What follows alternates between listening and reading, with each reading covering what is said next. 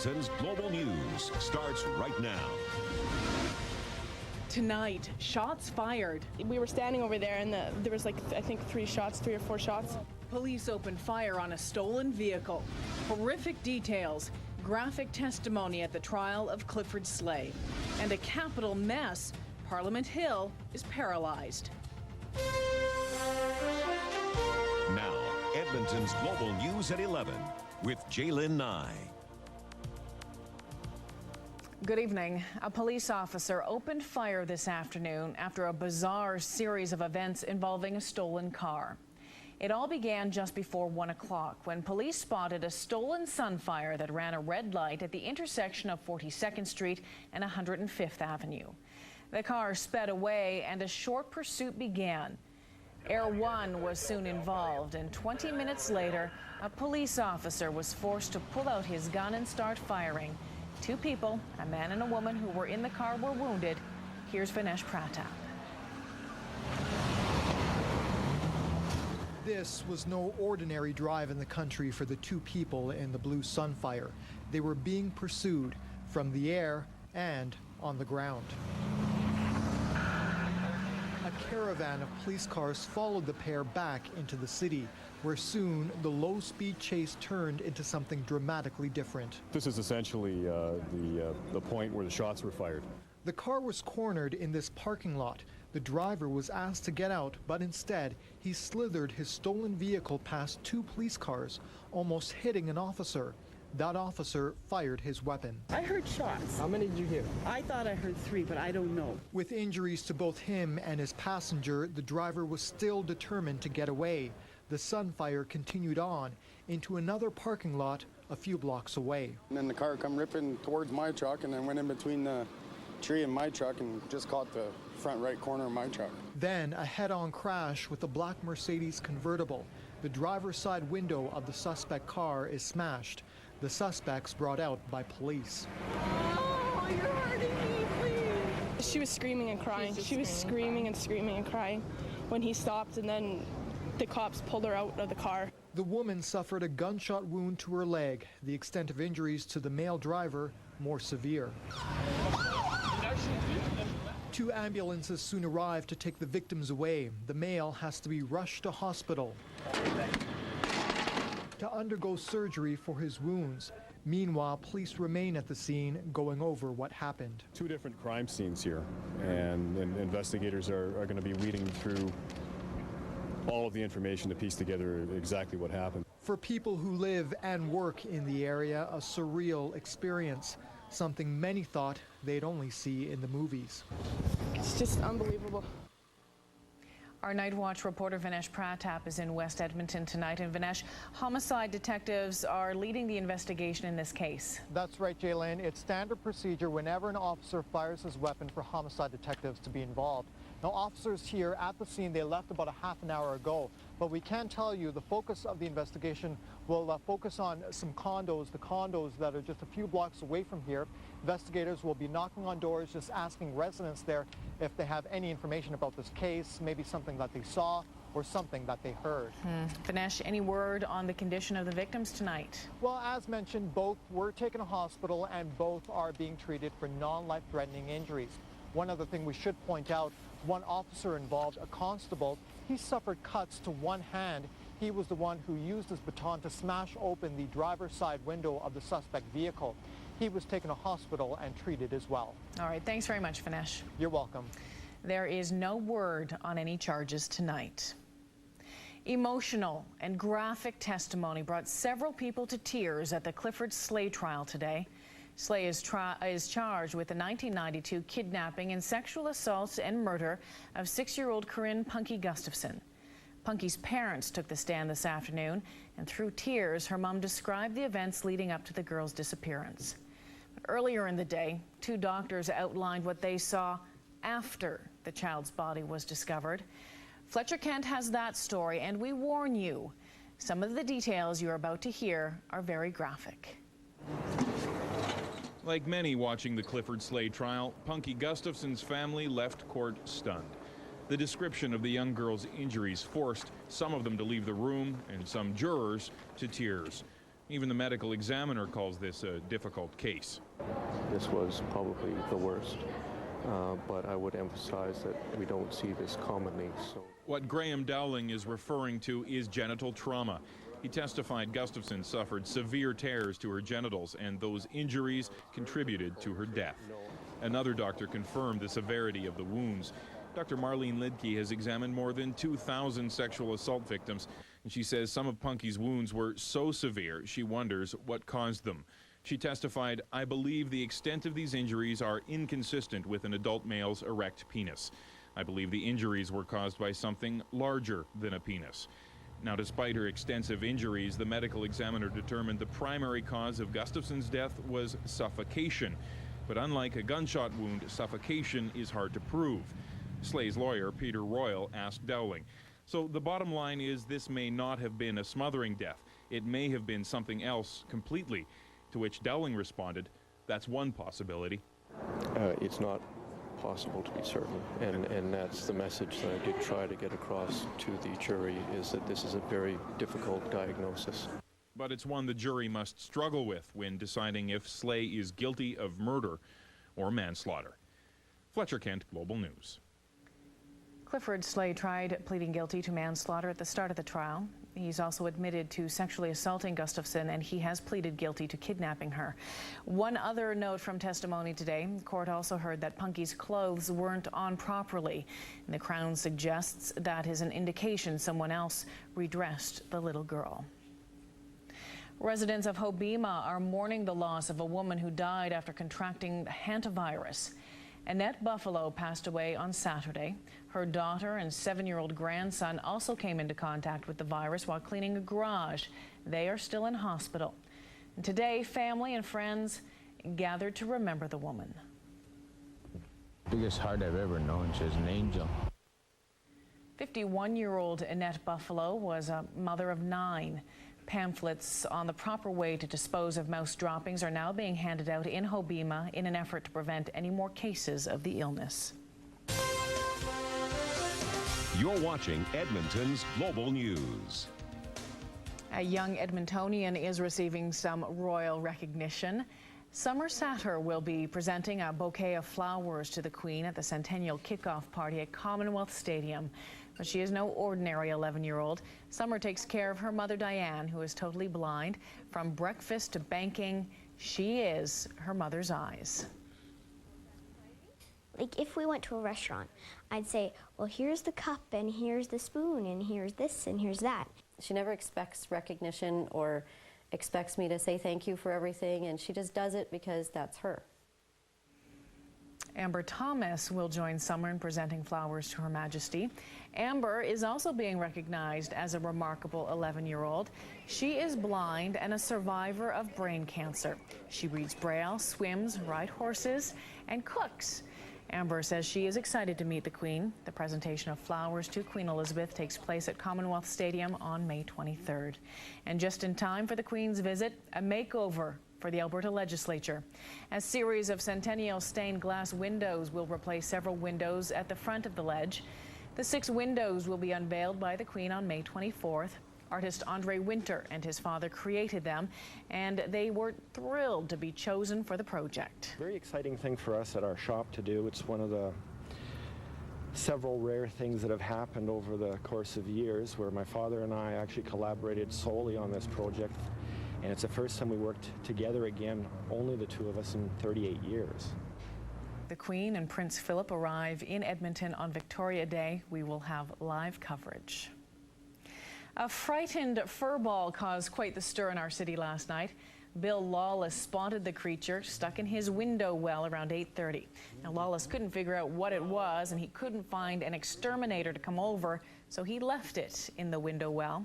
Well, unfortunately, by morning, the rodent had died, but we were able to figure out what it was. It looks like it's a vole, but that little guy really hasn't been hurting for food anytime lately. Voles are common in Alberta and behave like moles. They eat vegetation and can cause damage to yards. The animal may have come from a nearby field. And while voles may be nocturnal and like to live underground, they are also feisty.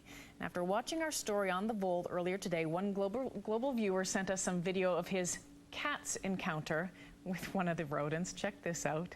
This was taken in March of this year on the Baynon Ecological Preserve, 330 kilometers south of Edmonton. Peter Kilsdonk Big says, while we weren't sure what it was, he knows all too well what they are because he's had problems with them from time to time. Or at least it certainly seems his cat does. That's brilliant. Don't mess with the little things. No, you could use that for me. That's exactly what I was referring to. Thank you. You know, we all like to complain about Edmonton drivers, Edmonton roads. Yeah. Talk about Edmonton roads. Yeah. Do you think we have a rough commute? Take a look at this. When was the last time that your vehicle had to deal with this? An ice flow. This scene was caught on tape as Alan Joseph of Bethel, Alaska, rushed to save his truck from a massive amount of breaking ice along the shores of Kuskokwim River. Note to the residents, it's spring thaw time in Alaska. Best to park your car several feet from the scenic riverfront spots. Stunning. You know, the stuff like that happens in Pigeon Lake every now and again. Not right now, though. 22 degrees in Edmonton. That was our daytime high today. Grand Prairie got up to 23 degrees. Temperatures in the south this morning below freezing again.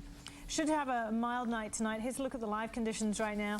Temperatures still in the teens, which is quite good news. We did see a few thunder showers in and around the Edmonton area earlier on this evening. I saw my first bolt of lightning, heard my first crack of thunder. Gotta love summer. Take a look at the wake-up weather for tomorrow morning. Just some high cloud in and around the Edmonton area. Temperature still very mild, around 7 degrees. Your forecast high, a little cooler than today, but still generally around the seasonal mark for this time of year. Not bad at all. Nope. Thanks, Claire. Okay. It is Thursday, and that means Kevin is taking Global Sports on the road to Boston Pizza. And Kevin, you're all the way in Fort Saskatchewan tonight. Yeah, absolutely, Jaylyn. And this place is jam-packed. It's a beautiful store, and we've got a great show coming up tonight and a lot of stuff to talk about. Of course, the big story today, Canada with a big win over Slovakia at the World Hockey Championship. It was finally a game where we saw a little emotion, a little passion, and boy, Zygmunt Palffy on the penalty shot, absolutely stoned by Martin Brodeur, one of the saves of the year. Joe Thornton breaks a 4-4 tie with a slapper. 5-4, Canada wins. They'll advance to the semifinals now and play Russia. We've got a lot of highlights, and we got the bike, we got the leather jacket, we got everything tonight. So stick around, Jaylyn. All right, thanks a lot, Kevin. Okay. We have details of what happened or what didn't happen on the Hill today. And in New York, in a New York minute, everything can change. And that's exactly what happened for motorists on this busy roadway. Global News is back in 2. This global program is brought to you by Super 7. The next jackpot is an estimated $25 million. Meet Ford's next generation Escape Hybrid North American Truck of the Year. The all-new Ford Freestyle and 500, both with all-wheel drive capability. F-Series, Canada's best-selling truck 39 years running. And Mustang, Canadian Car of the Year.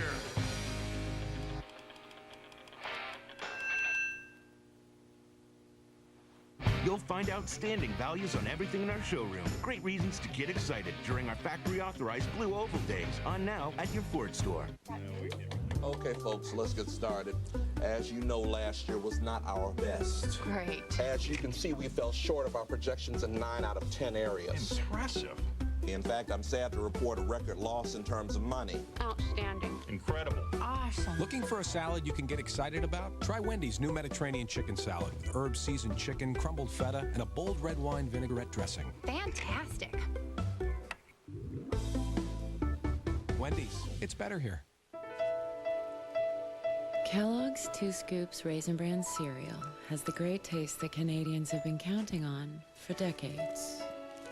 And when there's just not enough time to enjoy it in a bowl, the taste of Kellogg's 2 Scoops Raisin Bran cereal now comes in a bar. Introducing new Kellogg's 2 Scoops Raisin Bran bar. In a bowl or as a bar, count on it every day. It's the ultimate leather sale, and it's on right now at both Lazy Boy Furniture Galleries. Now that means you're going to save from 10 to 40% off all the latest trends in genuine Lazy Boy leather furniture, including the largest selection of genuine Lazy Boy leather recliners in the province. All of our genuine Lazy Boy furniture is made of 100% top grain leather, which is the ultimate in quality and durability. It's the genuine Lazy Boy Ultimate Leather Sale, and it's on right now at both Lazy Boy Furniture Galleries.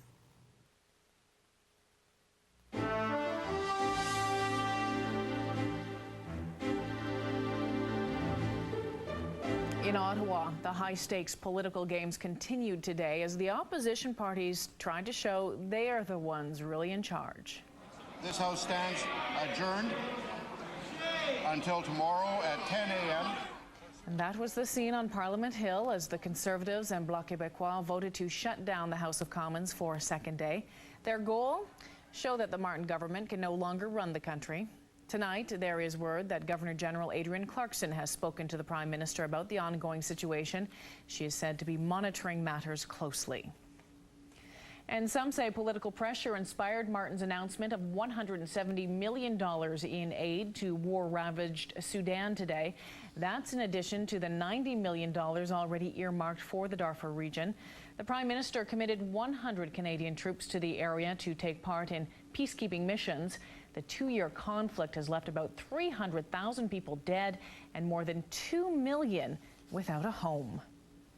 In the city that never sleeps, traffic comes to a grinding halt. Take a look at this. Chaos in Upper Manhattan today as a retaining wall gives way along the Henry Hudson Parkway. Torrents of mud, debris, and concrete swept onto the busy road, burying parked cars and blocking traffic during the height of rush hour. Nearby buildings had to be evacuated. Luckily, no injuries have been reported. An update on a story we told you about last night on Global News at 11. There will be no charges against the two people aboard that small plane that prompted the biggest security scare in Washington since 9/11. Authorities now say the pilot and co-pilot of the Cessna 150 were lost when they flew into restricted airspace less than 5 kilometers from the White House. There was another terror-related scare in the States today. An Air France plane en route from Paris to Boston diverted mid-flight because American authorities had serious concerns about a passenger. The man's name matched that of someone on the government's no-fly list, which flags people who are believed to be terrorists. Federal agents were on the ground to meet the plane. Jurors in the Michael Jackson child molestation trial have heard the pop star defend himself by watching a videotape. Over the last 2 days, the defense has played the outtakes from the documentary Living with Michael Jackson. The outtakes, shot by Jackson's personal videographer, showed Jackson praising the innocence of children and expressing his love for his own 3 children. Legal analysts say it allowed Jackson to speak to the jurors without having to take the stand and without having to face cross-examination. He talked about his own separate reality, and this is a referendum in this case on whether or not he's a child or a child molester. Is he Peter Pan or is he a pedophile? A Jackson spokesperson says the defense's case could last at least another month. There is still speculation Jackson will still take the stand. What is cuter than a panda cub? How about 9 of them? The 9 cubs were all born in 2 separate breeding centers in southwest China. All of them are less than a year old and in good health. The number of wild panda bears continues to decline in the mountains of China, but the communist nation has spent millions on several breeding centers to ensure the famous panda's survival. How cute is that? It's Very not a cute. newscast with us unless there's animals, baby animals, bowls getting knocked around by a cat. By a cat. Springs. My dog is a bird dog, you know. Oh, really? I have a Brittany Spaniel. He's a bird dog, but he couldn't find a bird if it was standing on his back. But mice, he got that wool, no problem. Really? Oh, yeah. Things you didn't know. My bird dog, the mouser. Exactly, exactly. Nice day out there today and a nice evening this evening, especially if you wanted a little bit of moisture. We saw some thunder showers in and around the Edmonton area. They really have fallen apart, very isolated. You'd literally, well, you could count the raindrops falling from some of those clouds. 18.6 degrees, a bit of a northwesterly breeze. As we go into the overnight period, temperatures remaining a little on the mild side, and temperatures tomorrow not quite as warm as they were today, and I'll tell you why in a second. 22 degrees was our high today, not quite, well, not too far from the seasonal average, but we'll take it because it's nice to see temperatures into the 20s. We started off at 9, so we were actually quite mild this morning. Into the forecast, and temperatures sliding, as I mentioned, a little bit for tomorrow. 15 degrees currently on the hour. Part of the reason that we'll see that slide, cooler air building in from the north. And look at Fort McMurray sitting at 2 degrees on the hour, Peace River at 8 degrees. Satellite imagery, not a lot to show you really. There's a trough of low pressure making its way in off the west coast. That is thinning and weakening as it slides its way in from the west. But a cold front, can you see that little front slicing its way down through northern portions of the province? That's the leading edge of some cooler air, and as a result, temperatures tomorrow a little off the readings anyway of today. On radar right now, we're still seeing a smattering of showers through east central portions of the province. The showers that were around Edmonton pretty much fell apart and drifted southeast out of our area. The forecast map then for tomorrow, there's the cold front, that leading edge of the cooler air, just digging its way down through northeastern portions of the province, really just sort of brushing its way past the Edmonton area. But we will see cooler northerly winds, so we will tap into that cooler air. Meantime, that trough will slide its way across from the west, and on the divide, a good chance of yet more in the way of cloud and possibly even some thunder showers for tomorrow. Overnight tonight, in the meantime, down to around 6 degrees. We're dry now, and we're going to stay that way as we go into tomorrow. Highs then to around 17 degrees. That northerly wind just capping us off a little bit. Tomorrow night, overnight lows down to 5 degrees, and the winds remaining quite breezy as we go through the overnight period. Into the start of the weekend, Saturday, and the fine weather holds for Saturday, mainly sunny skies and warm again. Sunday, temperatures actually improve, but we'll see increasing clouds through the afternoon as the system winds up and rolls through the province on Monday. Monday looks like a bit of a wet day. Good news for the gardeners, there's a 60% chance of showers. So forecast, Jalen, back to you. Thanks, Claire. Do you have an unpaid traffic fine hiding somewhere, Claire? Apparently you're not alone. And nursing a nasty case of road rash, a motorcyclist learns a painful lesson about showing off. Global News returns in 2. This program's brought to you by RE/MAX. Real estate is no game. Roll the dice or go with RE/MAX. Outstanding agents, outstanding results. See this fish? He looks into the mirror and thinks his tank goes on forever. It is the illusion of freedom. Kind of like driving a wannabe SUV. Now this is freedom.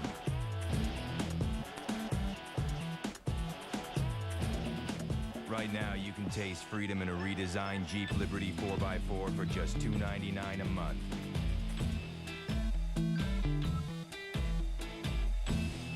Bye, guys! Hey, Grandma! Mom's gone! McCain Deep and Delicious Cakes.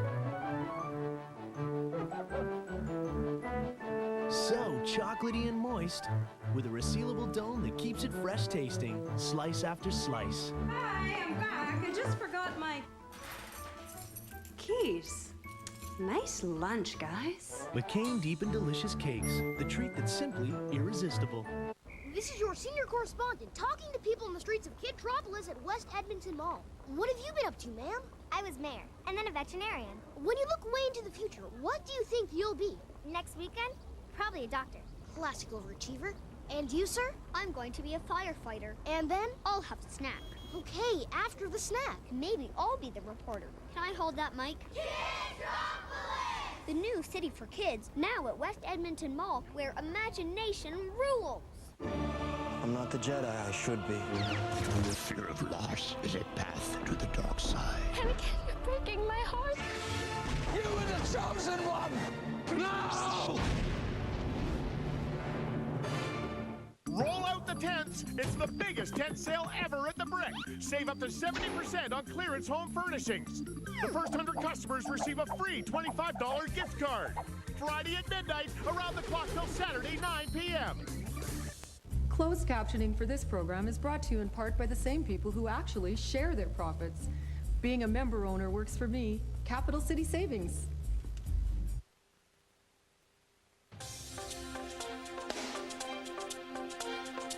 Good evening. Well, Walmart came out with disappointing earnings before the bell this morning, and after the bell today, Dell Computers came out with earnings better than expected. But at the end of the day, the Dow Jones finished down 110 points, the NASDAQ finished down 7, and the TSX finished down 114 points. Oil was down $1.91, gold was down $5.70, and the Canadian dollar finished down 0.2 cents.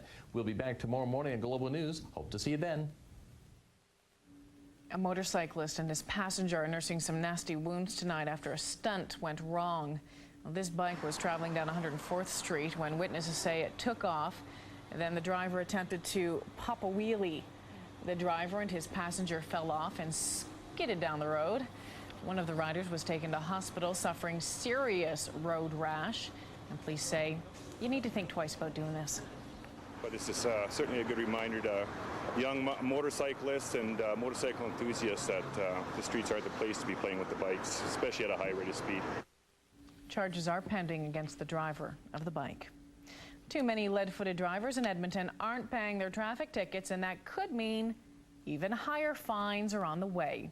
As of November, nearly 50,000 photo radar and red light tickets were unpaid, 40% of them more than a year overdue. Those outstanding fines are worth nearly $6 million to the city. The penalty fee, but there's no interest charged. A recent report from the city auditor is suggesting that traffic fines be increased or discounts offered to motorists who pay their fines on time. Police chases in Edmonton are on the rise, and that means there is a greater chance of your property being damaged during one of them. So who's on the hook to pay for it all? The surprising answer is next in a troubleshooter report. I've tried air fresheners, but I wanted a way to actually remove tough odors from my home, even those caused by bacteria. Lysol, listen. Nutra-Air air treatment from the makers of Lysol is a scientific breakthrough that works by attacking tough odor molecules, removing odors from the air. Nutra-Air quickly gets rid of strong diaper odors and even removes pet smells. It eliminates tough odors from odor-causing bacteria, leaving the air smelling clean. Don't just cover up odors, eliminate them with Nutra-Air from Lysol. See these lions? Their cage is built to look like the savanna that they once roamed. It is the illusion of freedom. Kind of like driving a wannabe SUV. Now this is freedom. Right now, you can taste freedom in a redesigned Jeep Liberty 4x4 for just $299 a month.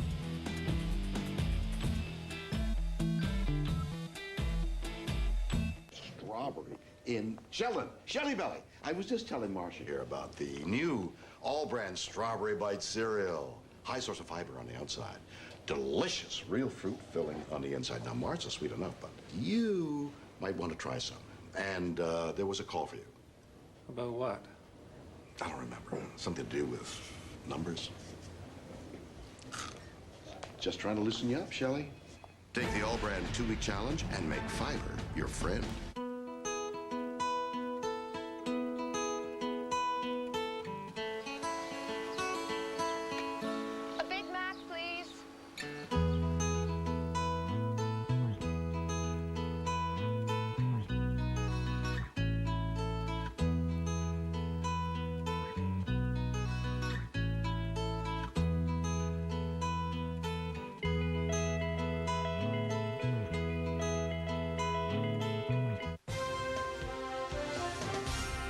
The latest from the legislature, we check in with the Journal's Graham Thompson. Plus, Friday is travel tip day if you're looking to go somewhere sunny. That plus latest weather and traffic tomorrow morning, 6 a.m.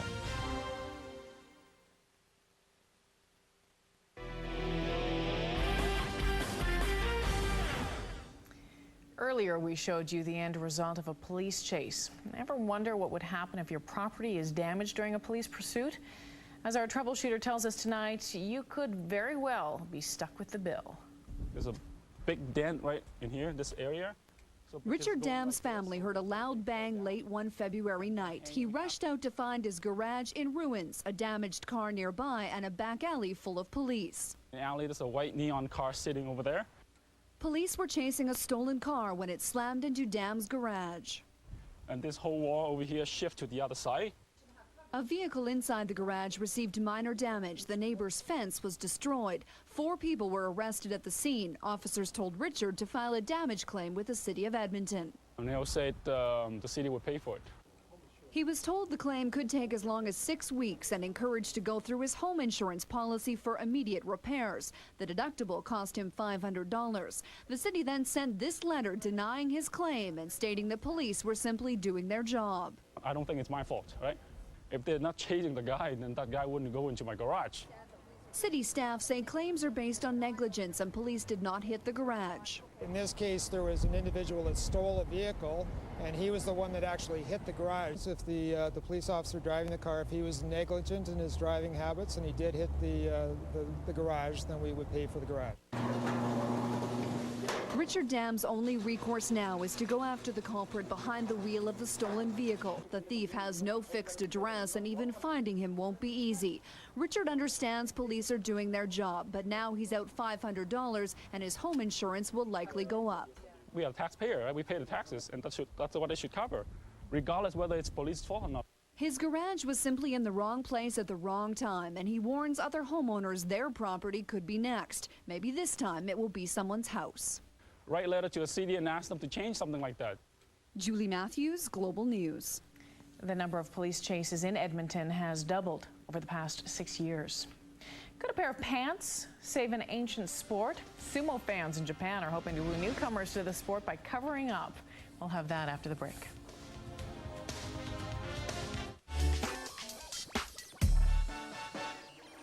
Getting ready for a good time? Don't let stubble trouble get in the way. Try Veet waxing strips for smoothness that lasts up to 4 weeks. They're easy to use. Just warm, position, and pull away. Discover the Veet wax strip that's perfect for you and experience a feeling of smoothness wherever you are. Try Veet regular wax strips, sensitive wax strips, our new comfort waxing kit. Veet smoothness, a feeling that lasts. The new subcompact GC2300 from Massey Ferguson has the heart and soul of a big tractor. The way it performs may make you think it is a big tractor. Easy to operate and maneuver. And versatile? You bet. There's a list of options as long as your arm. So if you got some business that needs taken care of, you better get on down to your Massey Ferguson dealer and see the GC2300. Mother Nature grows it, then I style it. I'm a hairstylist and a gardener. Its feel and touch, it has to be perfect. I need the right tool to do a good job.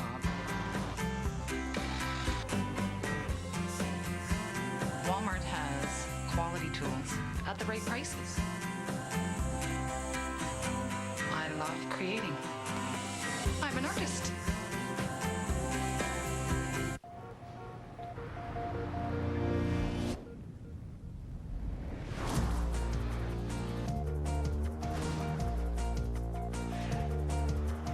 It's not that you never saw yourself in a car like this.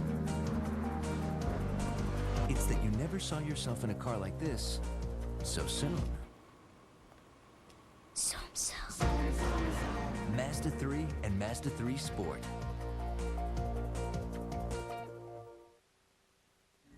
Sumo wrestling, not really the sport of choice anymore in Japan, but some are trying to change that by changing what the wrestlers have to wear. Apparently that wide thong that wrestlers wear is a little embarrassing for the young generation. So the Amateur Sumo Association is going to allow youngsters to wear sumo pants. Only 70 people were initiated into the Professional Sumo Association this spring. That's about half the number from when sumo was at its most popular in the early 90s. Not surprising, traditionalists are against the move, saying wrestling with the thong is the way it's always been done.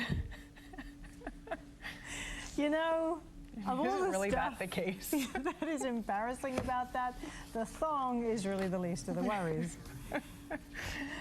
Global sports. Isn't next? There we go. Good night. Good night.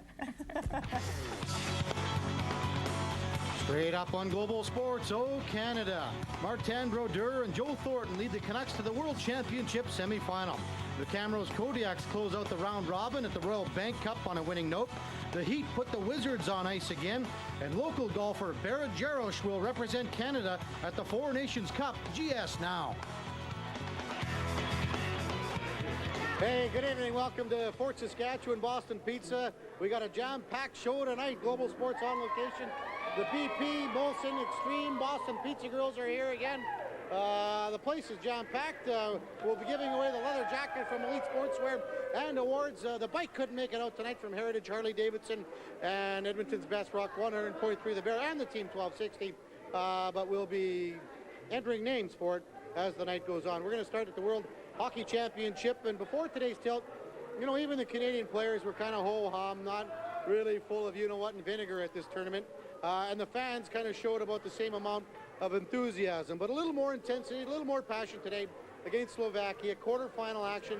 Win, you go on. Lose, you go home. Slovaks, long passes, and they were all over the place. Marian Gaborik with a beauty. One-zip Slovakia. The Canadians, the exact opposite, relying on the long shot. Danny Heatley beats Jan Lasik with a blue line wrister, and it's 1-1. But Lasik atones for the width with a long pass to center. Michael Handzus goes in all alone after the touchy, and boy, outweights Marty Brodeur, and it's 2-1 Slovakia after one. Long shots aren't part of Ryan Smith's arsenal. Smitty does what he does best in front, scores to make it 2-2. Score tied at 3 in the second period. Zygmunt Palffy, long breakaway pass. Robin Regier hauls him down, so it's a penalty shot. Ziggy Palffy versus Martin Brodeur, and is this any good? Unbelievable. The old barrel roll and the save. Brodeur with one of the finest saves you'll ever see. Canucks on the power play. Joe Thornton makes the tough pass to nobody. Marian Hossa sets up Pavel Demitra, and it's 4-3. But Thornton in the big line get it going. Simon Gagne scores to make it 4-4, and then Thornton makes up for that passing mistake by getting the game winner. He streaks it over the blue line. The slapper might have went off a Zdeno Chera's stick, but it fools Lasik. Thornton's 5th of the tournament, 5-4 Canada. That's how it finishes. Canada off to the semifinals, where they will face Russia at 8 o'clock in the morning our time. Okay, Switzerland and Sweden, about $1.20 in. Swiss on the power play. Point shot tipped by Martin Plus, and it's 1-0. Sweden will get it back. Nicholas Cronwell scores in the slot, and it's 1-1. She's all knotted up. Second period, boy, we've seen some great goals today. A beauty, another one. Daniel Sedin goes upstairs.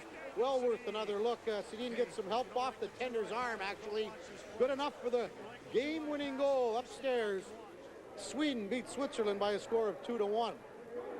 The two best games, can't show you the highlights. The Czechs in a shootout over the United States, and Russia, same thing, shootout over Finland. So the semifinals on Saturday will be, as mentioned, Canada up against Russia.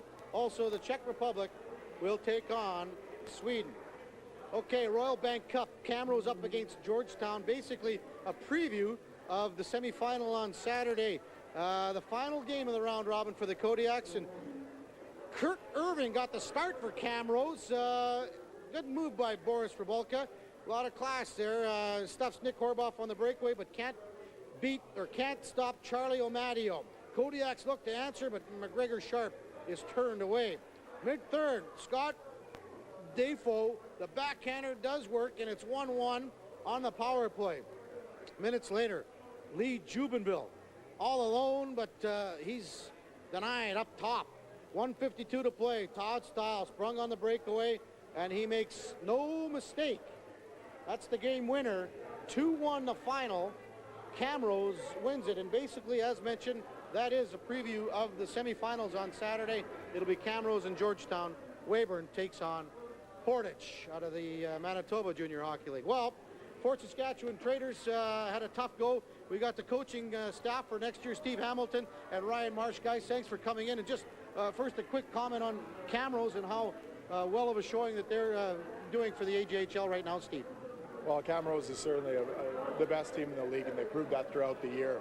They had 8 losses in the regular season and just a dominant squad. I mean, they're absolutely the powerhouse in the class of the league, and they deserve the success they're having at the Royal Bank Cup.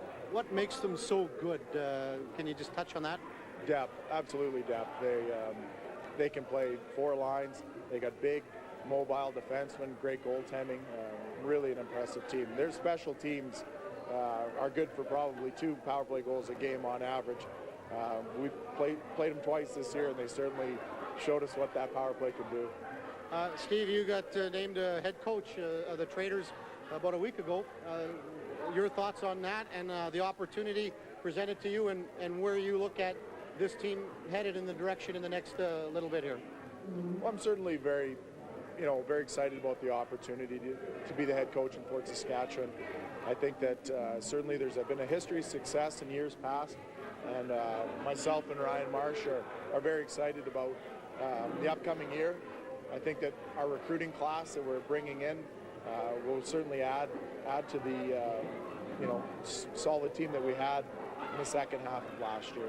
Golden Bear fans will remember the name Ryan Marsh, captain in, 2000 in Saskatoon when you guys won the University Cup. And it was over UNB, Bob Stauffer. But anyway, what will you bring to the plate here, Ryan, as an assistant in the AJHL with Fort Sask? Well, it was, we just want to keep building on what we did last year. We came out last year and we were able to get some players that we really thought were going to work for us, and we're real excited about bringing those guys back. And as Steve said, our recruiting class coming in this year hopefully will make us even stronger. And I just want to bring some of the things that I learned with my career with the Bears and throughout junior, and share that with the guys. And we're just real excited about what we have coming back next year. So, what will you as a coach look forward to the most working with the young kids? Just kind of touch on that angle. Working with the young kids is a lot of fun. We also have a great group as far as staff goes there with the trainers and of course with Steve. And it's a great atmosphere to be around. But when it's all said and done, we're out there for the kids, and it's real exciting, to see them get better as the years go on and trying to promote them on to the next level, whether that be the college hockey or the pro hockey or whatsoever. That's our main goal for sure. A little bit off topic for yourself, but you played with Horse Lake at the Allen Cup. Come up a little bit short, but an experience for you nonetheless. A real good experience. It was nice to kind of go back to my roots. I grew up in a small town in BC where senior hockey was the game to go to every Saturday, and nice to go back to the roots. I didn't think I was going to play again after the Bears, and it was fun to go back to a small town and play, and we did come up a little bit short, but another great experience out there. Steve, what do you do as head coach now in the off season? I suppose you just kind of evaluate what you have for next year, but kind of touch on the strategy is, I guess camp's just a few months away. Here we go. Well, we had our spring camp, very successful spring camp, and we identified a number of players we'd like to have back in the fall. Essentially, every team puts together their ideal list of kids they'd like to bring in, and the real world, you don't get everyone you want. But I've made some home visits, myself and Jim Crossan, and we've really pursued 4 or 5 kids extremely hard. We have the potential to bring back 18 returning players, but with the ratio of 18-year-old and younger, you have to dress 6. It's important that we don't age in an unbalanced way. So we need to bring in some younger guys and certainly get our lineup a little more balanced. We have 5 20-year-olds coming back, which is a pretty solid number because they're definitely going to be the leaders in our dressing room this year.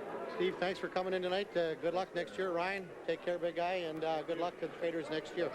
All right, NBA tonight. It's a change of venue for the Heat and the Wizards. Miami won the first 2 games on home court, but no Shaq tonight in game number 3. Gilbert Arenas with the layup, and it's 60-52 for the Wiz. Dwayne Wade, though, the story tonight. The drive and the nice hoop, 61-60.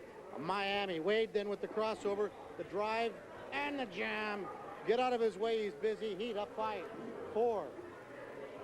Gilbert Arenas, though, comes back with the layup, and it's 98-95, but Miami just too strong tonight.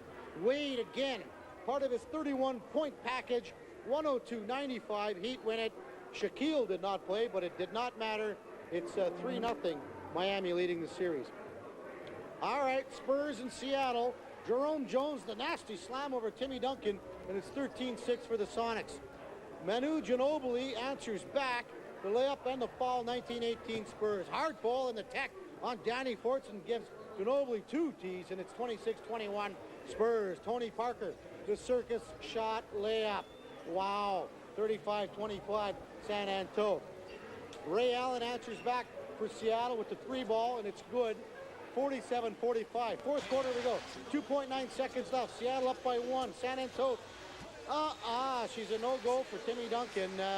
Sonics win by a score of 92-91. Seattle right back in the series. It's still a 2-1 lead for San Antonio. Another signing for the Edmonton Eskimos, Tim Blackwell. He's a running back at a Southern Mississippi. Training camp opens for the Eskimos on the 29th of May at Concordia University College. Hey, still to come, Global Sports from BP. Cascar driver James Van Domselaar will join us. Stick around. This global program brought to you in part by the Grand Prix of Edmonton. Call Ticketmaster today. Okay, folks, let's get started. As you know, last year was not our best. Great. As you can see, we fell short of our projections in 9 out of 10 areas. Impressive. In fact, I'm sad to report a record loss in terms of money. Outstanding. Incredible. Awesome. Looking for a salad you can get excited about? Try Wendy's new Mediterranean chicken salad with herb-seasoned chicken, crumbled feta, and a bold red wine vinaigrette dressing. Fantastic. Wendy's, it's better here. When my mom has arthritis pain, taking aspirin helps keep her music playing. When my brother has muscle pain, taking aspirin helps keep his game going. And what really surprised me was when aspirin was recommended for my father. He's now on doctor-supervised daily preventative therapy. Aspirin has always been there for my family. So when I'm in pain, what do you think I'm going to use? Trust aspirin, pain relief, and so much more.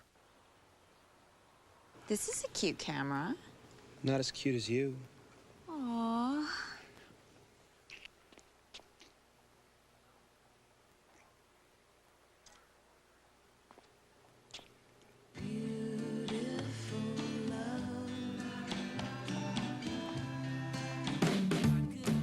Fall in love with great mobility this summer with this Pioneer MP3 car deck for $179.99. Find what's best for you. Best Buy. Now at Mr. Lube, you get a free PVA chamois with every oil change. Yes, you... What are you doing? They already get coffee in a newspaper. Get an oil change during May, and the fluid experts at Mr. Lube will give you a free chamois. Plus the 21-point visual inspection. You know what these chamois cost? Enjoy a clean engine and a clean car. Thousands of complete strangers are going to be coming in for an oil change. Get your PVA chamois this month, while quantities last. Mr. Lube, doing it right before your eyes. Welcome back to the Fort Saskatchewan Boston Pizza. Time now for our BP Extreme Fan of the Week. The winner tonight will receive a leather jacket from Elite Sportswear and awards. And everyone in the BP tonight have qualified for our grand prize draw, except for staff and family members, for the beautiful Heritage Harley Davidson 883 Sportster motorcycle. We'll be giving that away in December, but everyone's qualified for that tonight. Hey, you know that commercial about the PGA guys on the tour saying, hey, these guys are good? Well, they might want to change it to these guys have it good. As Dean Millard reports, there's a little comparison here to the tour now to what it was like in years gone by. Chad Rumpel and Robert Radcliffe have both played on professional tours in the past. Rumpel on the Canadian Tour and Radcliffe on the MasterCard European loop. It was very demanding and it was a lot of fun. I learned a lot out there. Trying to get to the PGA Tour is tough, but playing on the big stage was even tougher years ago. In this day and age, technology has helped the players, the courses are always in good shape, and the players have life as good as it gets away from the game. That wasn't the case when guys like Arnold Palmer were teeing it up. I think back then it was probably more of a grind for them, you know, hopping in their vehicle, going from town to town, not hopping on a Lear jet. So, I mean, I think in that perspective, it was a little bit more difficult for him. Robert Radcliffe is the teaching pro at Red Tail Landing, and he says that aspect has changed drastically as well in the last decade alone. Typical golf pro will have his swing instructor, he'll have his psychologist, a nutritionist, someone that works with him in the gym. you know, they have, especially the top guys, have at their disposal a wide array of, people that can help them out in those areas. And now the professional golfer at the top level is a finely tuned athlete, that's for sure. But the biggest difference between now and then is the money. It might be easier for a mediocre golfer to survive on tour. You know, the people that are out there on the PGA Tour, I mean, they don't even have to win an event, really. You know, their year is taken care of by their sponsorship and endorsements, so their cost of living is pretty much zero. And you know, if they're 130th on the money list, they're still making $500,000. As an example, Arnold Palmer won over 90 times on tour, but amassed only slightly more than $1.8 million. He's 11 spots behind Ben Curtis on the all-time money list. Curtis has won just a single tournament, the British Open in 2003, where he won more than $1 million. And the athlete of the decade for the 1960s is way behind Tim Petrovic, who ranks 126th all-time. Petrovic has earned almost $5 million and just won his first event 2 weeks ago at the Zurich Classic of New Orleans, where he cashed in with $990,000 for the victory. Certainly at the PGA and the nationwide tour level, you know, very much so, because there's a lot more money in it. It's a lot more corporate sponsorship involved now, and it very much is a win-win situation for the players and the corporate sponsors and TV coverage, and there's a lot involved, you know, whereas in the past none of that was really involved in the game, and it was purely golf. But even as golfers are smashing records like 350-yard drives, it's unlikely any of them will have a season that Byron Nelson did in 1945. The Texas native won 18 tournaments and 11 in a row. It was actually 19 wins and 12 straight, but one of the tournaments was below the $3,000 purse mark. Now, why won't a golfer have a season like that again? Well, ironically, it's because they're so good nowadays. I think the depth on the PGA Tour with the level of player they are now is, I don't think anyone can dominate like that. Tiger's been as dominant as anyone will be, I think, for a long time. But even then, you know, one slip putt, or you know, even just that half a centimeter off the middle of the club face, and that can be the difference between one or two shots. One or two shots these days means the tournament. Even though the tour offers a lot more money than it once did, both Chad Rumpel and Robert Radcliffe say getting to that point actually costs a lot more than it did. And they're happy where they are at Red Tail Landing. Dean Millard, Global Sports. Boy, those guys got sweet swings, that's for sure. Byron Nelson, as Dino mentioned, in 1945, 11 straight wins. It'll never be matched. But the tournament bearing his name teed off today. Nelson, 93 years old, absolutely amazing. He comes out all the time and sees the guys off on the number one blocks. And Tiger Woods, one of them, looking for the field goal, puts it inside about 10 feet. Woods was okay today, nothing stellar. Ernie Els' tee shot on the par 3 13, 175 yards. He would make the birdie putt to go to 5 under. On 16, John Daly, his second shot to the par 5. Missed his eagle, he would birdie. Finished with 6 under. On 18, Cameron Beckman out of the bunker. Good to go, he finishes at 4 under. Nicely done. Nick Price, an eagle. He reached the green in 2 just like Big JD did, but he makes the eagle putt. Drops him to 4 under par. Phil Mickelson, second shot to the par 4, 18. Kind of amazing, through the trees, and there was like a foot or two, and he kind of got it through there. But the leader is Stuart Appleby. Absolutely incredible round for Appleby. He's been sniffing around, nowhere close. On the par 3 13th, he shot a 63 today. Big John Daly is one of 2 golfers a stroke back. Canadian Ian Leggett is at 4 under par. One other golf note, a local Linkster is going to represent Canada at the Four Nations Cup starting next week in Japan.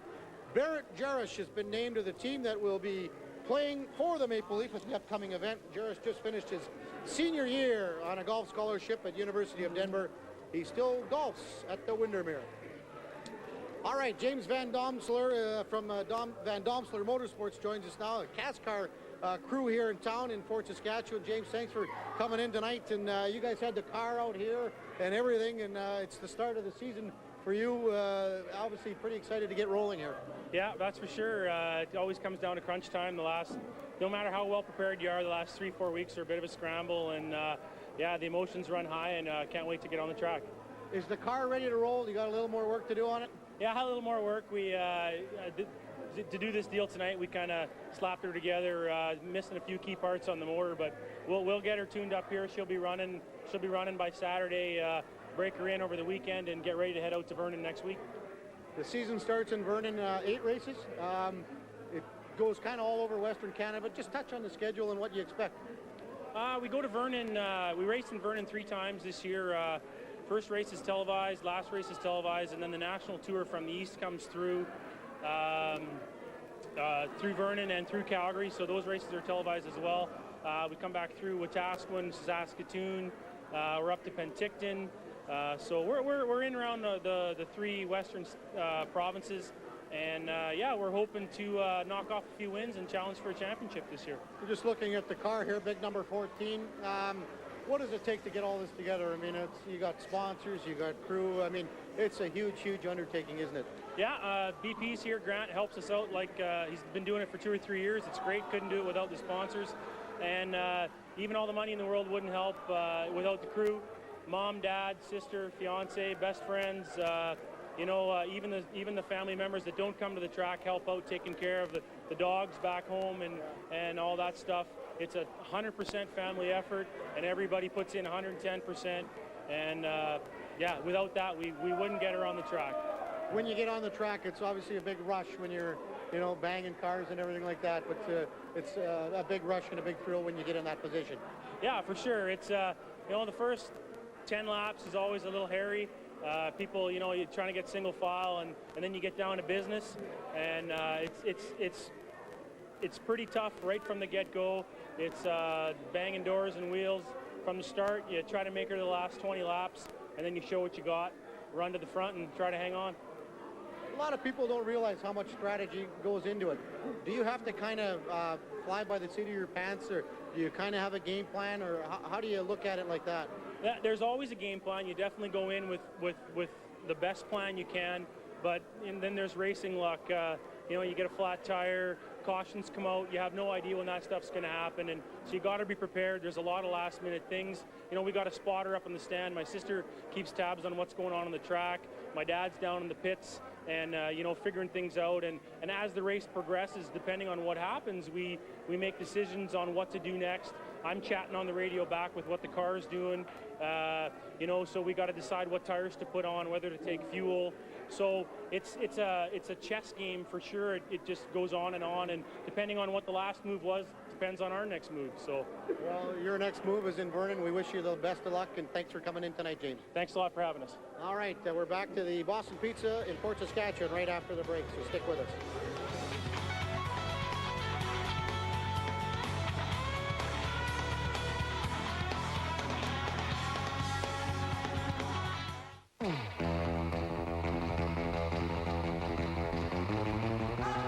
Closed captioning of this program is brought to you in part by TELUS.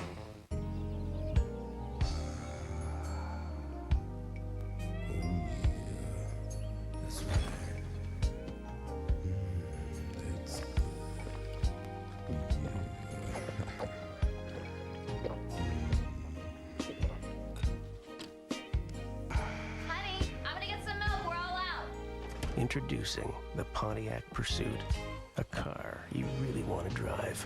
The new Pursuit, built for drivers. Strawberry in Sheldon, Shelly Belly. I was just telling Marcia here about the new all-brand Strawberry Bite cereal. High source of fiber on the outside.